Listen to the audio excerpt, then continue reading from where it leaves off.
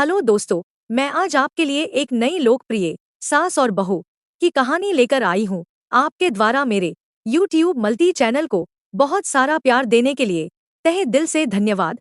इसी तरह के और भी लोकप्रिय कहानियों के लिए आपसे अनुरोध है कि मेरे YouTube मल्टी चैनल को अभी सब्सक्राइब कर ले ताकि मेरे हर वीडियो का नोटिफिकेशन आपको मिलता रहे। धन्यवाद। वीडियो को शुरू करते हैं। एक छोटे से गांव में राहुल का परिवार था।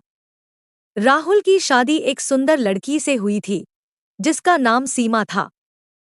सीमा एक बेहद समझदार और कुशल बहू थी जो अपने सास ससुर के साथ भी बहुत प्यार से रहती थी।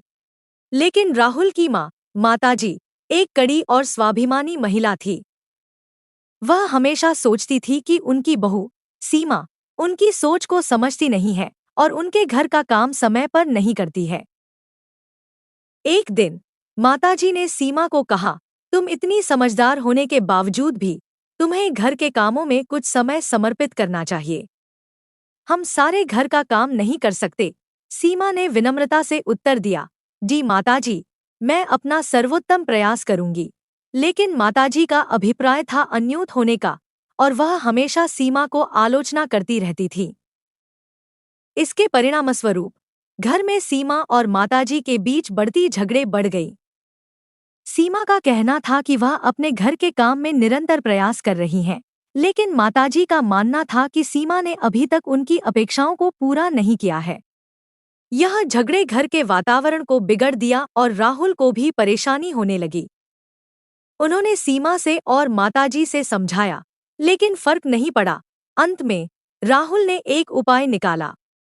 उन्होंने घर में काम का विभाजन किया जिससे सीमा को भी अपने काम में आसानी हो और माताजी को भी उसकी सहायता का एहसास हो। समय के साथ सीमा और माताजी के बीच की दूरी कम हो गई। वे एक दूसरे की समझने लगी और साथ में मिलकर घर के कामों को संभालने लगी। इस कहानी से हमें यह सीखने को मिलता है कि समझौता और सहयोग ही संबंधों को मजबूती और समृद्धि देते हैं।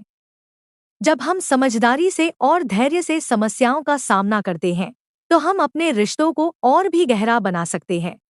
दोस्तों, आपको यह कहानी अच्छी लगी तो लाइक, शेयर और सब्सक्राइब जरूर से करें। मिलते हैं एक और दिलचस्प कहानी के साथ। अपना ख्याल रखें। धन्यवाद।